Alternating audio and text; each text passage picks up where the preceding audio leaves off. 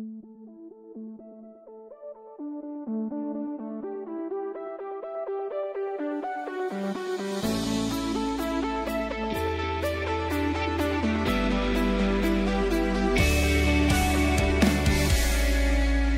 talking about podcasts. Ooh, yeah. We're talking about podcasts. I decided I'm just going to keep going. I decided to go falsetto with it that time, too. And higher. Merry Mini Mondays, Chunkies. I'm Carter. Doge. Jordan. Stars were born. A star was born. And I have a message for all of you who aren't famous, but you hope your kids are famous. For your Try not to have that idea around June to have kids. Because 9 months later, about 9 months later, there's not much in March. Yeah, okay. We're struggling a little bit. I do have one birthday for today. I've never met anybody born in March. I've got one birthday. I don't think anybody's ever been born. I don't know if anyone has been. I don't believe it. There's still a chance to break them all, Jordan. Okay. Turning 48 today. Okay. He's played a Duke, an alien, and an Olympian. But this actor, born in 1971, is best known for just being a jackass. Okay. A Duke, an alien, and an Olympian. Is that Johnny Knoxville? That is Johnny Andrew Theodore Knoxville. Okay.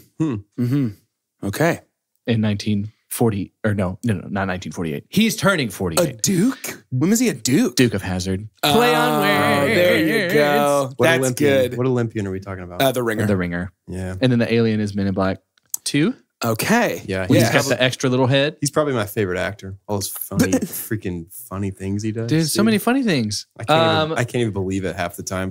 It's like he's doing that, and it's so funny. Our next 2 birthdays.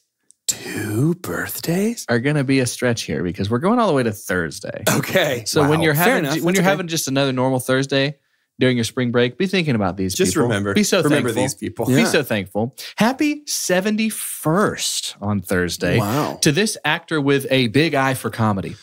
A lot of fans love the moment he met Sally, but I personally appreciate most his life-saving encounter with the Dread Pirate Roberts, who turned 71 on Thursday.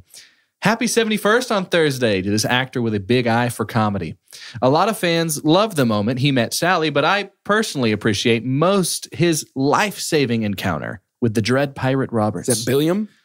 Is that Billiam Crystal? Billiam Crystal. Billy Crystal. Billiam. Big eye for comedy. Mike Wazowski. Mike Wazowski. Crilly Bistle. When Harry Met Sally. And then Dread Pirate Roberts. You're familiar with this? Natch. Miracle Max. Yes. He played. He's a Twoo Blave. To bluff. He must have been playing cards. A true legend and friend to the podcast is turning 86. Wow. 86 on Thursday. Still alive. I double check these now when they're getting older like that. Yeah. 170 credits into his career, and he shows no sign of stopping. He's got 3 credits right now that are currently in post-production. He went from Alfie in 1966, where he won an Oscar, one of his 2, and Alfred almost 40 years after, who's got this long career. This is Michael Caine. Oh, yeah. I love Michael Caine. I love Michael Caine. I thought about I love Mike McClane. It's my favorite Die Hard character. Mark McLaurin is probably the best Alfred we've ever had. In all his Diego del Gorbo movies.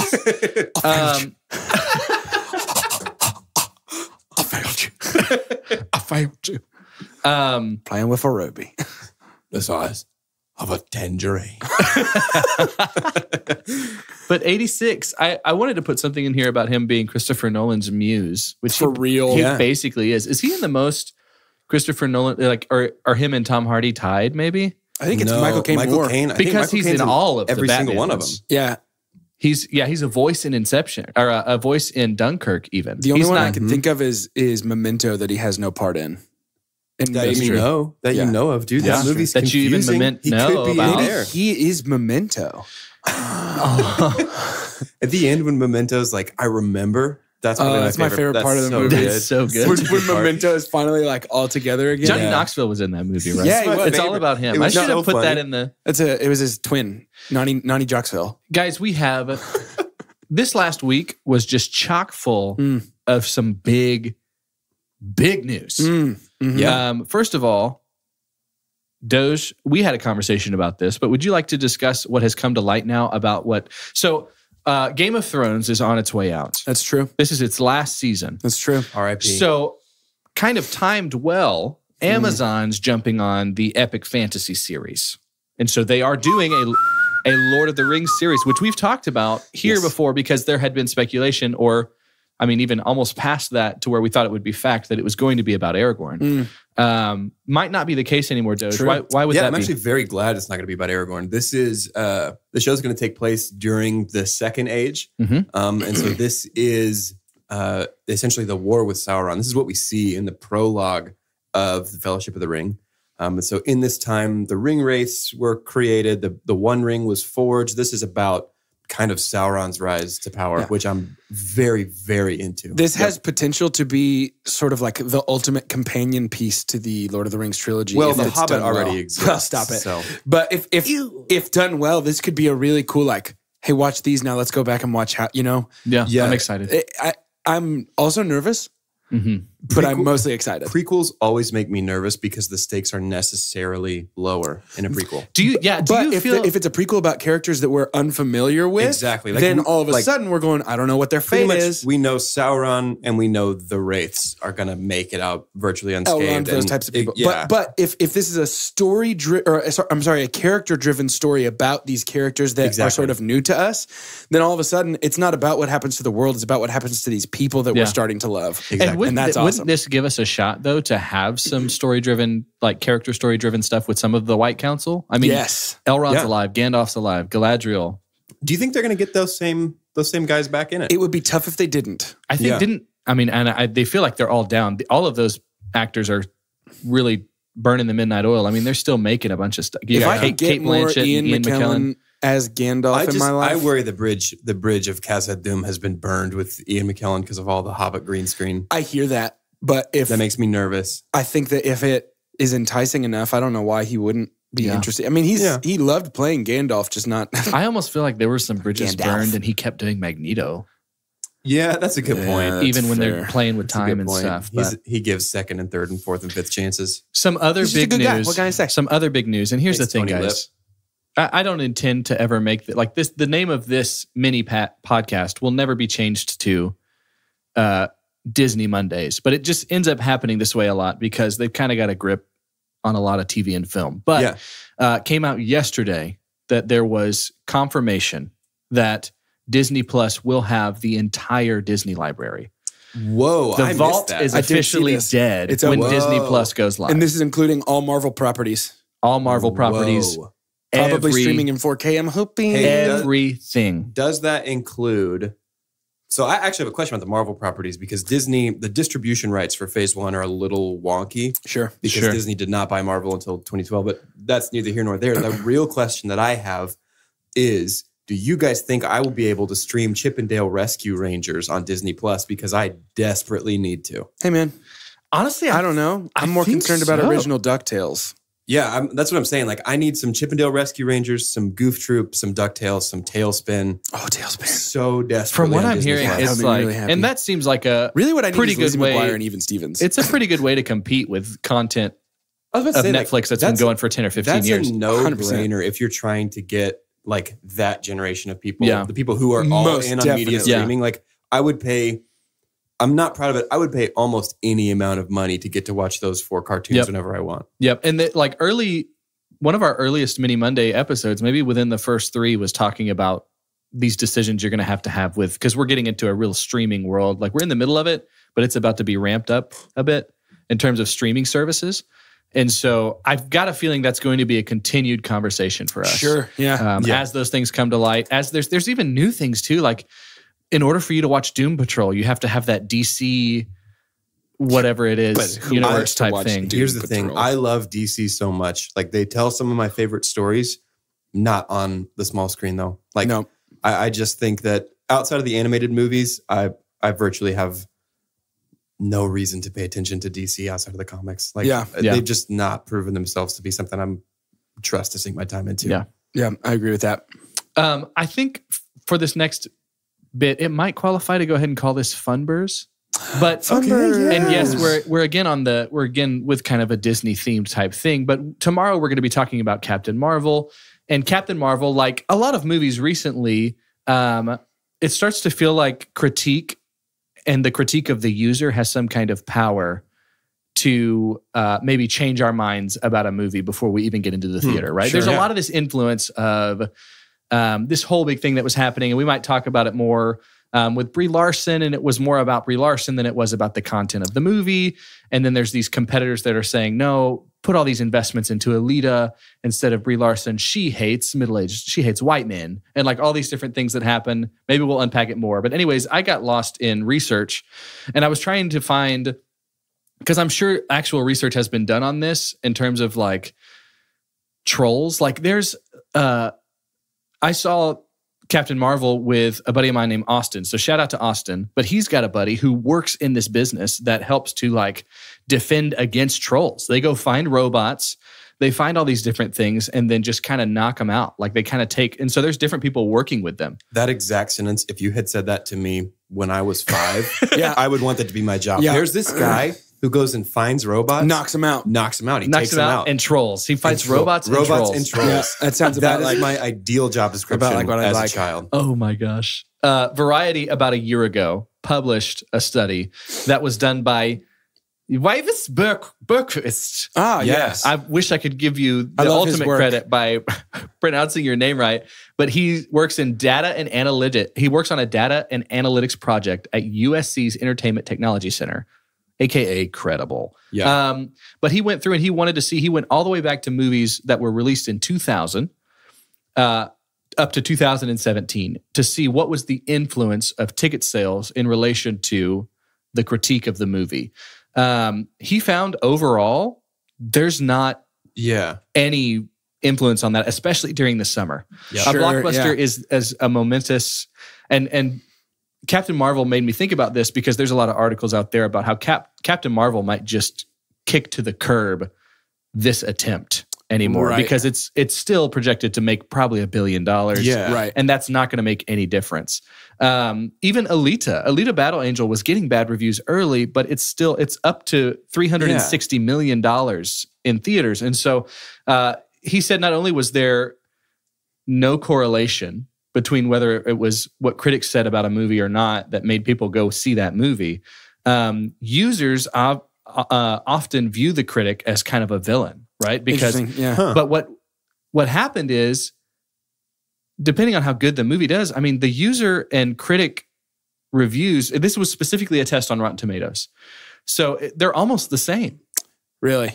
Users are doing the exact same thing critics are, and that's only because we're getting a little bit more educated as movie watchers, which is really cool. Right. I would imagine almost the entire demographic of someone who would have a movie podcast and listen and subscribe to a movie podcast is in this category. Sure. Yeah. Of now the user can a little more. Now the user can even smell a bad movie. You know, and I think that's just because of content. So the reason I put this in Funbers was that it's like the Funbers aren't really affected by what a critic says about really a movie. Yeah, and it is really interesting. Which is, I think that's good though. I think it's a very good thing. Because there are times where, I jumped on to look at what Captain Marvel was getting review-wise just real quick before we walked into the theater. Yeah. And it was pretty low. And I looked at it and I didn't go, oh no, I'm nervous. I was just like, there's no way. There's no chance. And then I'm going to leave it up to me. Disagreed with the number. You know what I mean? And it's tough. I mean, you can't help but think, and it might be more of a problem with people who really love movies and kind of critique it on their own, to look at a critic and be like,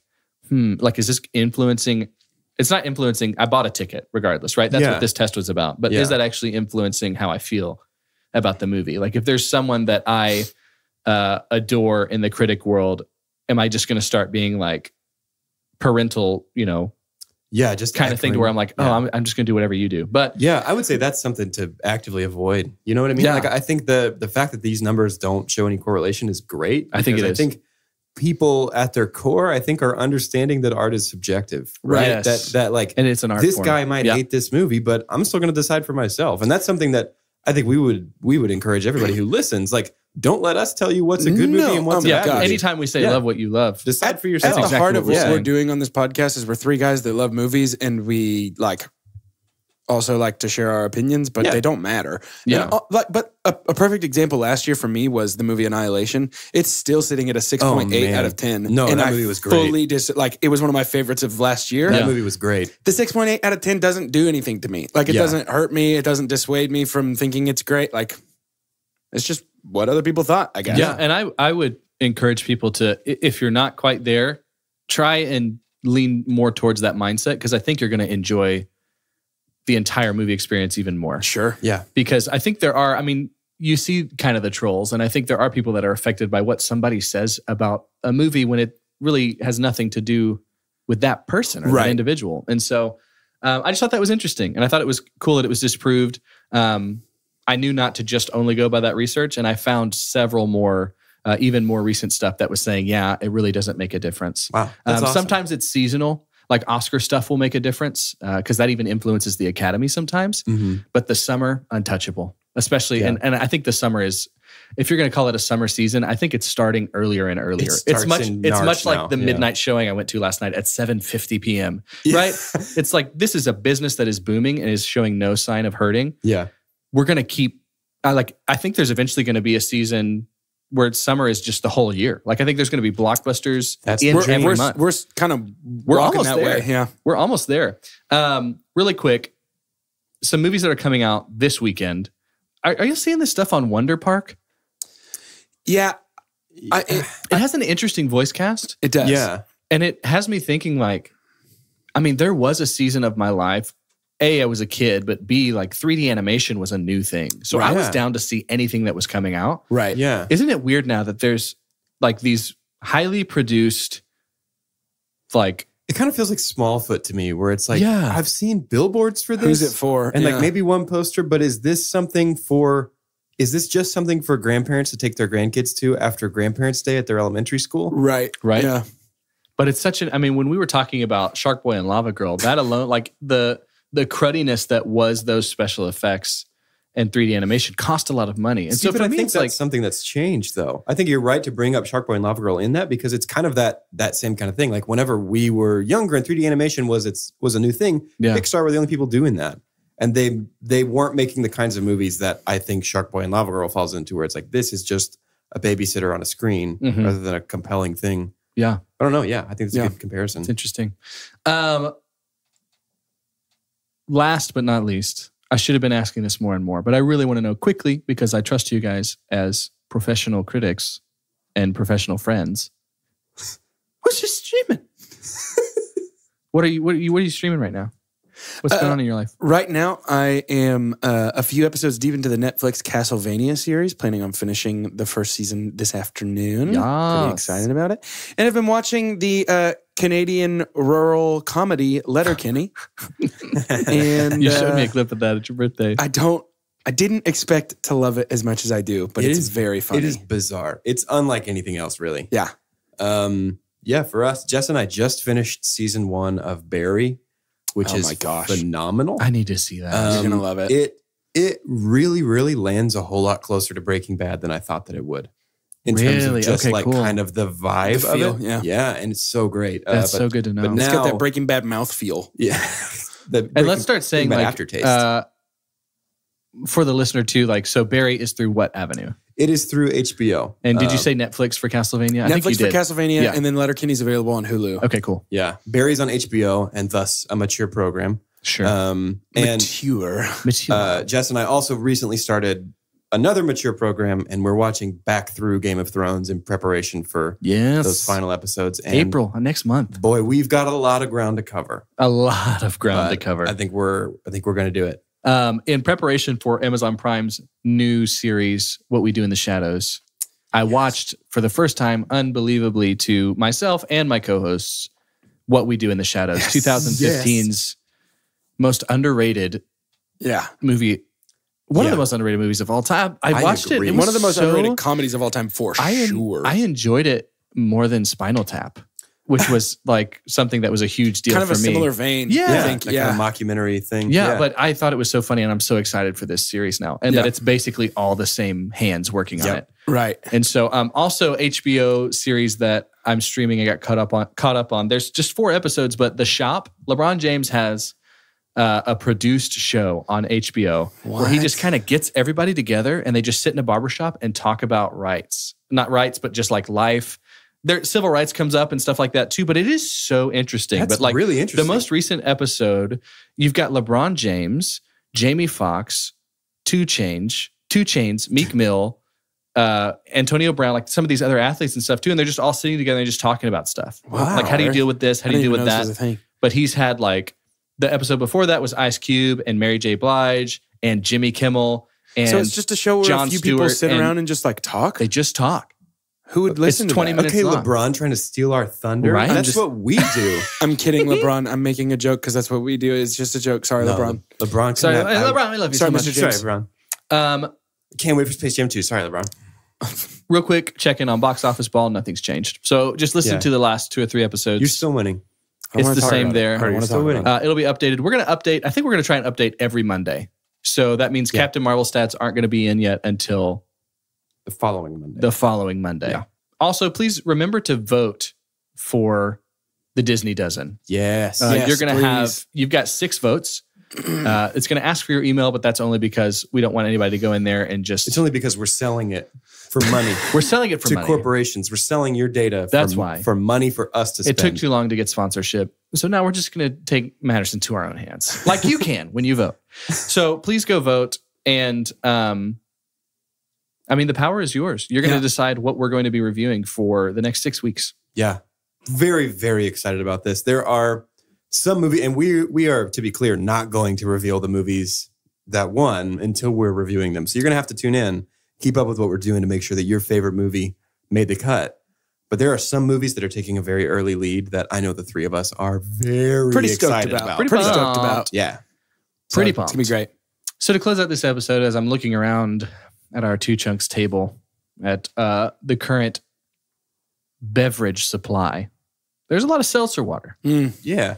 So I think, I mean, it's nice for people to know our opinions on movies, but I think it wouldn't hurt to give people our opinions on spicy water, on that pokey throat water. Yeah. Perfect. And so when you sign out, give me your name and your favorite kind of seltzer water. Your favorite flavor. How about that? Yep. Favorite flavor. So my name's Carter and mine is Chico of Topo Chico. Sure. I like the Chico flavor. My name is Doge and I'm a big fan of the tongue tickle that I get from the LaCroix Pina, which is pineapple and strawberry. I'm Jordan and I could drink key lime LaCroix until I die a water death.